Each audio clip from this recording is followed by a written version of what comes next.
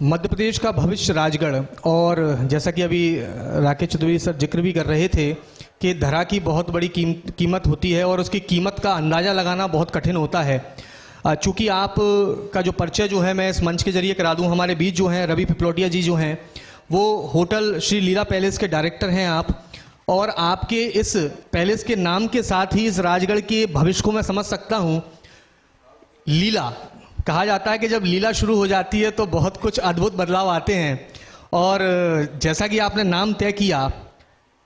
किस सोच के साथ में आपने तय किया? और राजगढ़ जैसे अभी तक जितना मंथन रहा सभी लोगों ने बताया कि काफ़ी पिछड़ा रहा, ग्रामीण परिवेश ज़्यादा है, और इस सारी पृष्ठभूमि भौगोलिक आधार पर उसके बीच में होटल वो भी श्री होटल लीला पैलेस, लीला शब्द उसमें शामिल लेके आए, किस तरह से विचार आया आपके मन में? Thank you sir. सबसे पहले तो मैं आपको धन्यवाद देना चाहूँगा कि जो आपने एक कॉमन प्लेटफॉर्म पे मुझे यहाँ पे एक मंच दिया जिससे मैं अपने विचार को यहाँ पे आप सभी लोगों के सामने साझा करता हूँ। और सर जैसा आपने पूछा मेरे से कि ये लीला शब्द आपका कैसा है, तो मैं थोड़ा सा आपको अवगत कराना चाहूँगा। हमारी माता जी हैं, उनका नाम लीला देवी है,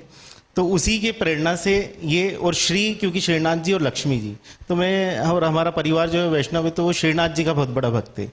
तो नाम में एक था कि क्या रखा जाए, कैसा रखा जाए, तो एक बहुत मंथन के बाद ये श्री, जिसमें लक्ष्मी जी का भी निवास हो गया, श्रीनाथ जी भी आ गई, और मम्मी का भी नाम आ गया माता श्री का, तो श्री लीला हो, माँ की लीला बिल्कुल ये माना जा सकता है। तो जोरदार तालियां बजा दी जाएं, क्योंकि ये अपने आप में ही कहीं ना कहीं एक समाज को प्रेरित करने वाला आपने नाम रखा है। और इस मंथन को चलिए आगे लेकर चलते हैं। जैसा कि मेरा सवाल भी आपसे था कि इस क्षेत्र में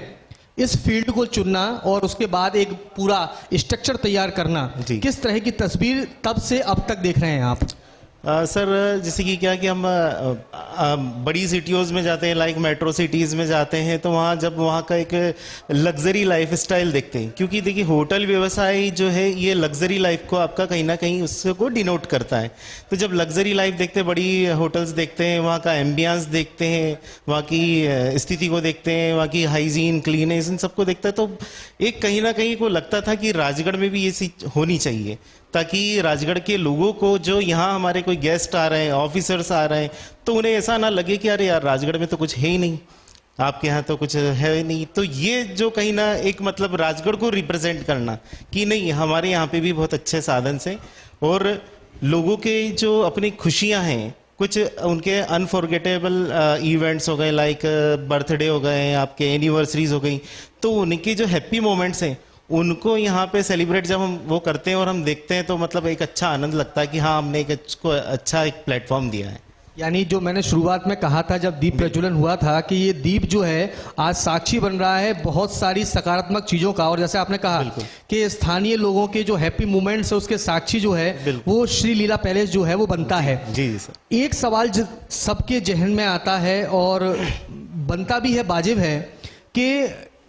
होटल क्षेत्र जो है वो ये माना जा सकता है ये क्षेत्र वहाँ ज़्यादा सक्सेस हो जाता है जहाँ पर पर्यटन और कहा जाए विशेष दृष्टिकोण से देखा जाए इस तरह की तस्वीर हो। राजगढ़ को आप किस तरह से देख रहे हैं टूरिज्म सेक्टर के आधार पर? क्योंकि जैसा कि आपने कहा कि छोटे छोटे हैप्पी मोमेंट जो हैं वो यहाँ सेलिब्रेट किए जाते हैं, लेकिन टूरिज्म सेक्टर को लेकर क्या देख रहे हैं आप?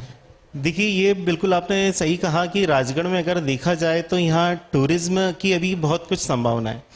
और प्रशासन भी इस स्तर पे लगे हुए हैं कि राजगढ़ में कुछ अच्छे अच्छे जो टूरिज्म पॉइंट्स हैं वो इकट्ठे, जैसे कि आपका हमारा नरसिंहगढ़ हो गया, राजगढ़ में अगर देखें चिड़ी खो है, यहीं स्थानीय अगर स्तर पे देखें तो खोयरी है, और जालपा माता मंदिर है, और यहाँ का हमारा एक पाटन है, पाटन के पास में एक अच्छा झील किला है, और राजगढ़ में भी क्योंकि राजगढ़ गढ़ प्लेस रहा है तो किले वगैरह हैं, तो स्थानीय स्तर पे भी इसको काफ़ी सहेजने और संवरने का प्रयास किया जा रहा है। आए हैं तो उन्होंने देखा कि यार पहले वाला राजगढ़ और अब में तो बहुत अंतर है। यहाँ पे देखा जाए तो मतलब कल्टीवेटेड ग्रीनरी लैंड्स में भी इंक्रीज हुआ, कि बोलते थे यार पत्थर ही पत्थर है पूरा,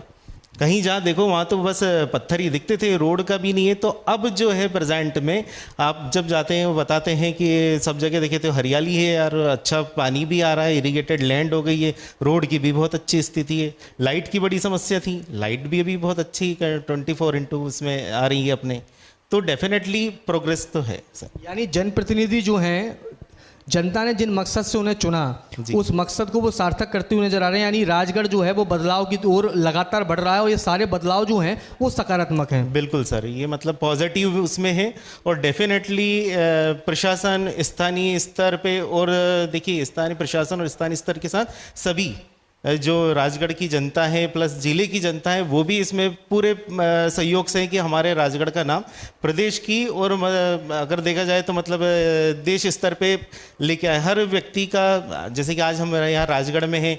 अब देश में है, तो जब हम इंटरनेशनल लेवल पे बात करते थे कि हमारा भारत वो हो, और जब हम स्टेट की बात करते थे कि हमारा राजगढ़ हो, तो ये जो आपने राजगढ़ का भविष्य लिखा है तो मध्य प्रदेश का भविष्य राजगढ़ से ही निकल के आएगा। मतलब ये माना जा सकता है कि मध्य प्रदेश के भविष्य की धुरी जी जो है वो राजगढ़ से स्थापित होने वाली है। बिल्कुल बिल्कुल। बहुत बहुत धन्यवाद रवि पिपलोटिया जी आपका, और आपके इस मंच के लिए जो ये मंच स्थापित हुआ है, आज इतना गहरा मंथन हुआ यहाँ पर और मंथन से अमृत भी निकला है, विचार निकले हैं, कुछ कमियाँ हैं वो भी शासन प्रशासन सुन रहे हैं, देख रहे हैं, समझ रहे हैं, और जिस तरह से आपने बताया अपने अनुभव को साझा किया, हम पूरी उम्मीद करते हैं कि मध्य प्रदेश का भविष्य राजगढ़ से स्थापित होगा और राजगढ़ जरूर उसकी धुरी बनेगा। बहुत बहुत धन्यवाद रवि जी आपका। Thank you so much sir.